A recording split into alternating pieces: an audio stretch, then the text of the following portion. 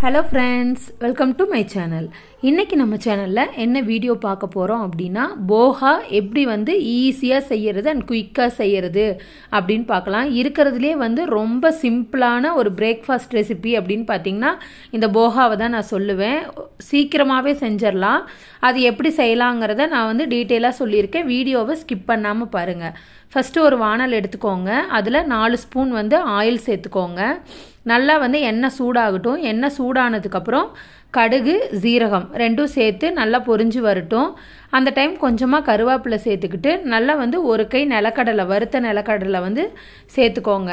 இந்த போஹாவுக்கு வந்து இந்த நிலக்கடலை தான் வந்து ஒரு சூப்பரான டேஸ்ட் கொடுக்கும். அதனால ஒரு கை நிலக்கடலை சேர்த்துக்கோங்க.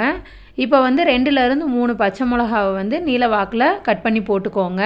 இது வந்து ரொம்ப காரமா இருக்கணும்ங்கறதும் கிடையாது. காரம் இல்லாமையும் இருக்க வேண்டாம். அதனால ஒரு டேஸ்ட்காக 2ல இருந்து 3 பச்சை மிளகாயை நீலமா கட் பண்ணி போட்டுக்கோங்க. ஒரு பெரிய வெங்காயத்தை நல்லா பொடி பொடியா கட் பண்ணி சேர்த்து வதக்கி விட்டுக்கோங்க.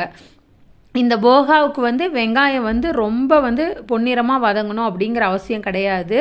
சோ பாதி அளவுக்கு வந்து அது வெந்திருந்ததுனா போதும்.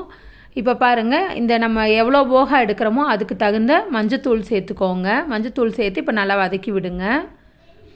இந்த டைம்ல வந்து நான் வந்து ஒரு 3 டம்ளர் போஹாவை எடுத்து நல்லா 2 தடவை வந்து நல்லா கழுவிட்டு நம்ம அந்த வடிகட்டற கிண்ணம் இருக்கும் இல்லீங்களா, ஓட்ட கிண்ணம்னு சொல்வாங்க. அதுல வந்து நீங்க அப்படியே வந்து வடிச்சு வெச்சிருங்க. அதுல வந்து லேசா உப்பு மஞ்சள் தூள் வந்து போட்டு நல்லா இப்படி வந்து பெசரி வெச்சிருங்க.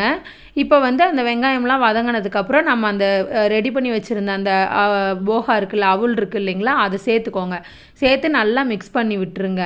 அது நல்லா சூடாகிற வரைக்கும் மட்டும் இருந்தா போதும். அதுக்கு மேல வந்து கொத்தமல்லி தழை தூவி இப்போ வந்து இறக்கி வச்சிரலாம். இப்போ பாத்தீங்கன்னா பாருங்க அவ்வளவுதான், ரொம்ப ஈஸியான போஹா வந்து ரெடி ஆயிடுச்சு.